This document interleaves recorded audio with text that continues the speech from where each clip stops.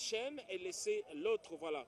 Le président de la République est devant l'entrée de l'usine Pepsi Cola. C'est la cinquième usine, nous insistons, c'est la cinquième usine de ce genre en Afrique.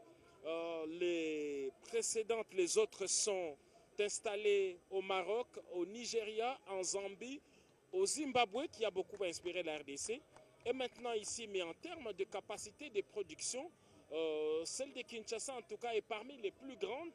Je crois qu'après celle du Nigeria, qui a une plus grande capacité, l'usine, le président de la République qui procède à la coupure du ruban symbolique et donner ainsi les coups d'envoi officiels de la production industrielle. Mais on sait que les produits sont déjà à travers la ville de Kinshasa et bien appréciés par la population congolaise qui a manqué ces produits.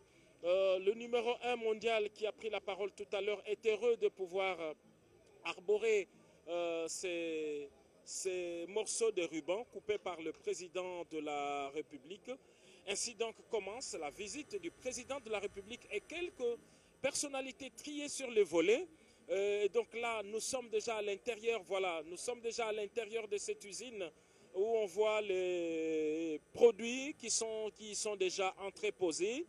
Et nous allons avancer vers justement le process de production qui commence par les laboratoires. Il y a un laboratoire avec des ingénieurs S-qualité qui sont venus de la maison mère de Pepsi pour vérifier que le processus de fabrication est le même que celui qui est certifié au niveau international.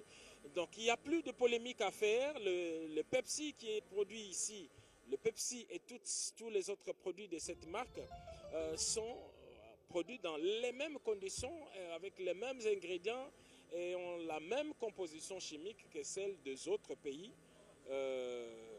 Un produit qui est commercialisé à travers 200 pays, mais seuls 5 en Afrique disposent de ce genre d'usine et la République démocratique du Congo est heureuse aujourd'hui de renouer avec son industrialisation. Un produit qui a disparu des rayons depuis le pillage de 91-93 et qui a plongé le pays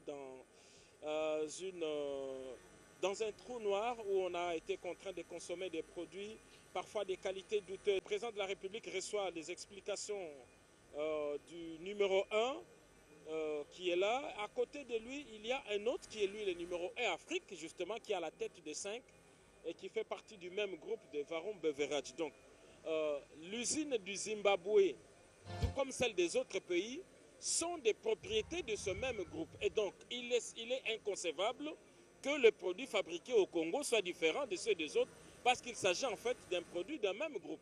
Donc, c'était une polémique inutile qui n'a pas son sens.